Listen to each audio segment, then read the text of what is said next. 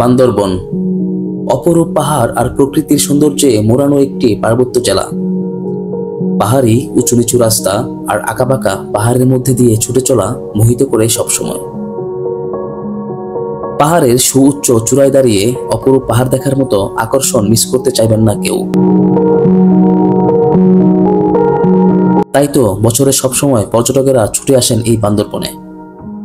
পাহাড়, নদী, ঝর্ণা, ঝিরিপথ সবকিছুর এক অসাধারণ মেলবন্ধন পাওয়া যায় এখানে।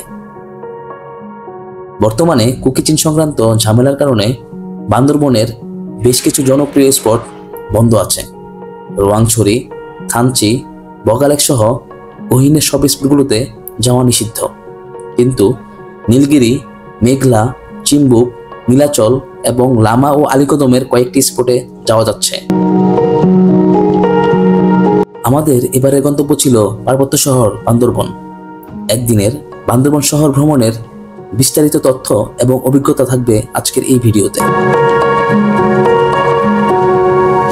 ঢাকার যে কোনো জায়গা থেকে সরাসরি বান্দরবনের বাস পাওয়া যায়। হানিফ, এস আলম, শ্যামলী সহ অনেক বাস পাবেন। নন এসি বাসে ভাড়া পড়বে জনপ্রতি 900 টাকা করে, আর এসি বাসে ভাড়া পড়বে প্রায় 1800 টাকার মতো। যারা ট্রেনে যেতে চান তারা ঢাকা থেকে ট্রেনে চট্টগ্রাম নেমে সেখান থেকে সিএনজি বা টেম্পোতে করে চলে যাবেন নতুন ব্রিজে। নতুন ব্রিজ থেকে মার্সা, কুরবানি সহ বান্দরবনের অনেক বাস পাবেন। চট্টগ্রাম থেকে বাস ভাড়া পড়বে জনপ্রতি 150 থেকে 180 টাকা। জেনে রাখা ভালো, ঢাকা থেকে বান্দরবনের দূরত্ব 376 কিলোমিটার। যেতে সময় লাগবে 7 থেকে 8 ঘন্টা, আর চট্টগ্রাম থেকে সময় লাগবে প্রায় 2 ঘন্টার মতো। বান্দরবন শহরে প্রবেশ করার আগে পুলিশ এবং আর্মি চেকপোস্টে এনআইডি কার্ড দেখতে চায়, তাই সাথে এনআইডি কার্ড অবশ্যই নিয়ে আসবেন। আসসালামু আলাইকুম, আমরা অলরেডি চলে আসছি এখন বান্দরবন শহরে। বাসগুলো সাধারণত আপনাদেরকে এখানে নামিয়ে দিবে। এখান থেকে 2 মিনিট হেঁটে সামনে গেলেই পাবেন ধনেশ চত্বর। ধনেশ চত্বরে জিপ মালিক সমিতির অফিস আছে। এখানে ভ্রমণ স্পট অনুযায়ী নির্দিষ্ট ভাড়ার তালিকা দেওয়া আছে। এখান থেকে আমরা সারাদিনের জন্য একটি গাড়ি ভাড়া করে নিব। আমরা যেহেতু 2 জন ছিলাম, তাই আমরা অন্য গ্রুপ খুঁজতেছি। আপনারা যারা সিঙ্গেল আসবেন অথবা কয়েকজন মিলে আসবেন, তারা চাইলে অন্যান্য গ্রুপের সাথে যোগ হয়ে গাড়ি ভাড়া করতে পারেন, তাতে খরচ অনেকটাই কমে আসবে। আমরা এখন টোটাল 11 জনের গ্রুপ। একটি চাঁদের গাড়িতে 13 জন পর্যন্ত যাওয়া যাবে। আমরা 6000 টাকায় একটি চাঁদের গাড়ি ভাড়া করে নিই। এটা আমাদেরকে নীলগিরি, নীলাচল, চিম্বুক, মেঘলা, শৈলপ্রপাত সহ বেশ কিছু ভিউ পয়েন্ট দেখাবে। আমরা প্রথমে রওনা দিলাম নীলগিরির উদ্দেশ্যে। যেহেতু নীলগিরি এখান থেকে অনেক দূর, তাই আমরা প্রথমে যেটা দূরে সেটাতে যাওয়ার চিন্তা করলাম। আমরা এখন চলে আসছি মিলনছড়ি চেকপোস্টে। এখানে গ্রুপের যে কোনো একজনের নাম, মোবাইল নাম্বার এবং কোথা থেকে আসছেন সেই তথ্য দিতে হয় এন্ট্রি করার জন্য। মিলনছড়ি চেকপোস্ট থেকে সাঙ্গু নদীর অসাধারণ ভিউ দেখা যায়। এখানে চাইলে আপনারা নেমে ভিউটা দেখতে পারেন।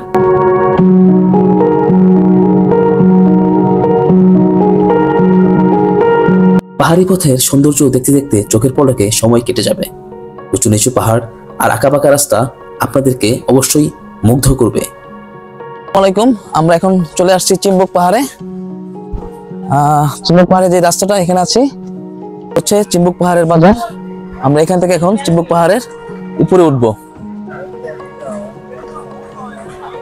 জনপ্রতি 20 টাকা করে টিকিট কাটতে হয়। চলুন দেখি ভিতরে কি রয়েছে।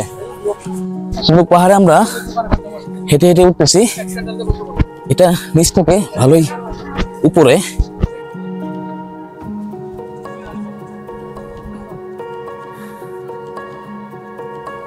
এটা হচ্ছে চিম্বুক পাহাড়। চিম্বুক পাহাড়ের চূড়া।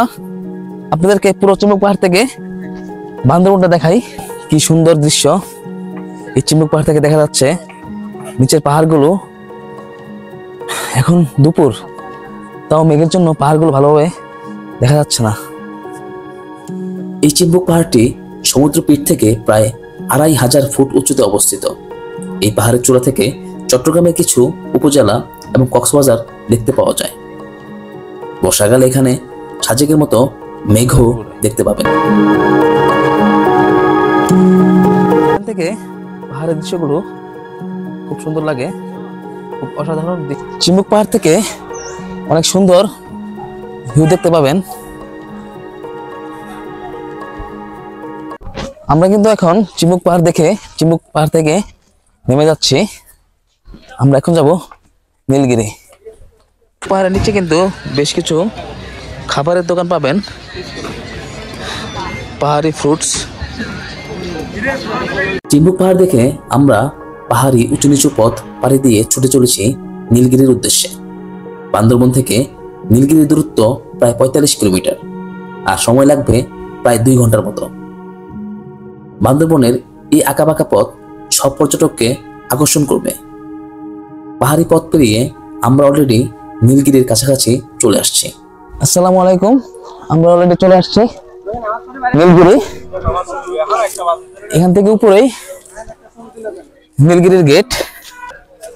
নীলগিরি প্রবেশ করতে হলে আপনাদেরকে টিকিট কাটতে হবে। চলুন আমরা টিকিট কেটে এখন প্রবেশ করব। নীলগিরিতে প্রবেশ মূল্য জনপ্রতি 100 টাকা করে, আর গাড়ির সাইজ অনুযায়ী গাড়ির পার্কিং এর মূল্য দিতে হয়। এখানে আমরা প্রবেশ করতেছি। আমরা এখন আছি নীলগিরিতে। নীলগিরি রিসোর্ট থেকে পাহাড়গুলো অনেক সুন্দর দেখা যায়। এই নীলগিরি কিন্তু সেনাবাহিনীর তত্ত্বাবধানে চলে। এখানে সেনাবাহিনীর রিসোর্টও রয়েছে। চাইলে এখানে আপনারা সেনাবাহিনীর পারমিশন নিয়ে রাত্রি যাপন করতে পারবেন। আর এটা অনেক উঁচু একটা পাহাড়। এই পাহাড় থেকে নিচে অনেক পাহাড় দেখা যায়, আসলে ক্যামেরাতে ভালোভাবে দেখা যাচ্ছে না, কুয়াশার কারণে বা মেঘের কারণে। আপনাদেরকে একটু দেখানোর চেষ্টা করি। নীলগিরি পাহাড়টি সমুদ্রপীঠ থেকে প্রায় 2200 ফুট উপরে অবস্থিত। নীলগিরি পাহাড় চূড়াতে রয়েছে সেনাবাহিনী পরিচালিত বাংলাদেশের সবচেয়ে সুন্দর পর্যটন কেন্দ্রগুলোর একটি নীলগিরি পর্যটন কেন্দ্র। নীলগিরির এই জায়গা থেকে খুব সুন্দর একটা পাহাড় দেখা যায়, অনেক উঁচু পাহাড়। এর নিচেও অনেক পাহাড় এবং বিভিন্ন বাড়িঘর দেখা যাচ্ছে। এখানে পাহাড়িরা বসবাস করে। এ হচ্ছে নীলগিরি। আল্লাহর সৃষ্টি যে কত সুন্দর, তাই পাহাড়ে না আসলে আপনারা বুঝবেন না। আপনারা নিজের চোখে দেখলে আসলেই খুব অবাক হবেন। আমি চলে আসছি এখন নীলগিরি হেলিপ্যাডে। এখানে একটি হেলিপ্যাড রয়েছে। নীলগিরির এই হেলিপ্যাড থেকে অনেক সুন্দর ভিউ পাওয়া যায়। বিশেষ করে সকালে আসলে আপনারা সুন্দর মেঘ দেখতে পারবেন। চারপাশেই অনেক সুন্দর প্রাকৃতিক দৃশ্য দেখে আপনাদের মন এমনি ভালো হয়ে যাবে। এখান থেকেও অনেক পাহাড় দেখা যায়।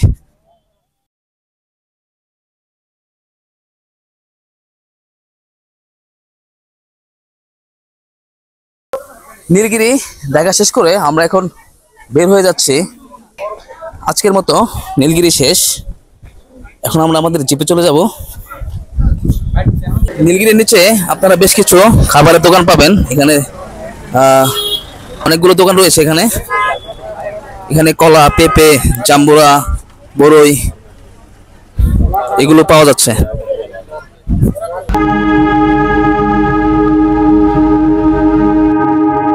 নীলগিরি থেকে বান্দরবন ফেরার পথে আমরা প্রথমে নামলাম ডাবল হ্যান্ড ভিউ পয়েন্টে। এখানে ছবি তোলার জন্য সুন্দর পয়েন্ট পাবেন। নিচে পাহাড়ের দৃশ্যগুলো খুব সুন্দরভাবে উপভোগ করতে পারবেন। এখান থেকে পাহাড় দেখতে ভালো লাগবে।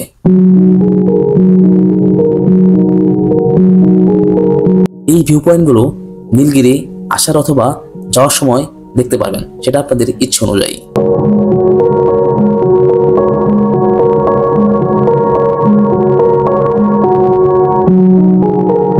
ডাবল হ্যান্ড ভিউ পয়েন্ট দেখে আমরা এখন চলে আসলাম টাইটানিক ভিউ পয়েন্টে। আমরা এখন চলে আসছি টাইটানিক ভিউ পয়েন্টে। টাইটানিক ভিউ পয়েন্ট থেকেও অনেক সুন্দর ভিউ পাওয়া যায়।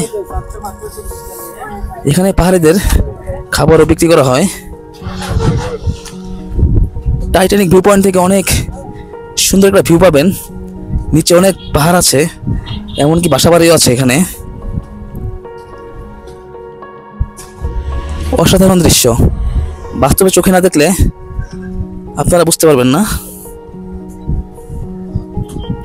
এটাই হচ্ছে টাইটানিক ভিউ পয়েন্ট, এখানে সবাই ছবি তোলে। শীতকালে দিন ছোট হওয়ার কারণে এবং শীতকালে পানি না থাকার কারণে আমরা শৈলপ্রপাত ঝর্ণায় নামলাম না। আপনারা চাইলে নেমে দেখে যেতে পারেন। তাই এখন আমরা সরাসরি চলে যাব অন্যতম প্রধান পর্যটন স্পট নীলাচলে। চলুন আপনাদেরকে নীলাচলটা একটু দেখাই। আমরা এখন চলে আসছি নীলাচল পর্যটন কেন্দ্রে। এক পাশে নীলাচল এবং অন্য পাশে হচ্ছে নীলগিরি। আমরা নীলগিরি ভ্রমণ করে এখন আসছি নীলাচলে। নীলাচলে প্রবেশ করতে হলে জনপ্রতি 50 টাকা টিকিট কাটতে হবে।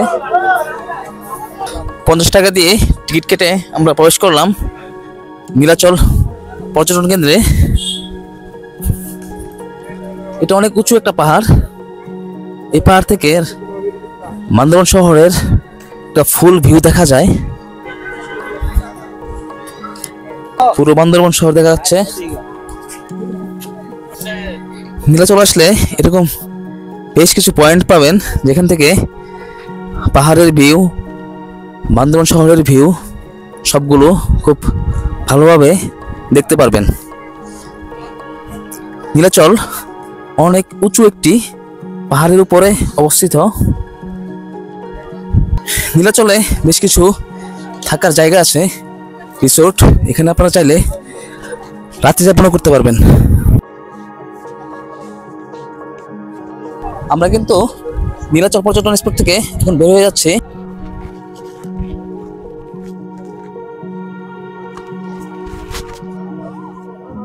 নীলাচল দেখতে দেখতে সন্ধে হয়ে গেছে।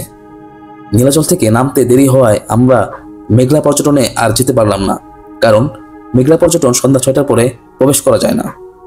তবে মেঘলা সম্পর্কে আপনাদেরকে কিছু তথ্য জানিয়ে দেই।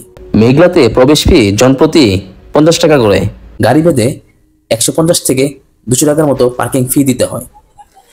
এখানেও সবুজ প্রকৃতি ও লেক রয়েছে। লেকের উপর দিয়ে চলে গেছে আকর্ষণীয় 2টি ঝুলন্ত সেতু। মেঘলায় রয়েছে চিড়িয়াখানা, শিশু পার্ক, প্যাডেল বোট ও কেবল কার। অনেক বড় জায়গা নিয়ে এই স্পটটি। সব স্পট ঘোরা শেষ করে চাঁদের গাড়ি আপনাদেরকে বান্দরবন বাস টার্মিনালে নিয়ে আসবে। এখান থেকেই ঢাকার বাস পাওয়া যায়। বান্দরবন 2 দিন সময় নিয়ে আসলে আরো ভালোভাবে ঘুরে দেখতে পারবেন। আপনারা যারা বান্দরবনে রাত্রি যাপন করতে চান তারা বান্দরবন বাস টার্মিনালেই অনেক হোটেল পেয়ে যাবেন। এখানে 1000 টাকা থেকে শুরু করে রুম ভেদে বিভিন্ন দামের রুম পাবেন। আজকের বান্দরবন গল্প আমরা এখানেই শেষ করছি। ধন্যবাদ সবাইকে।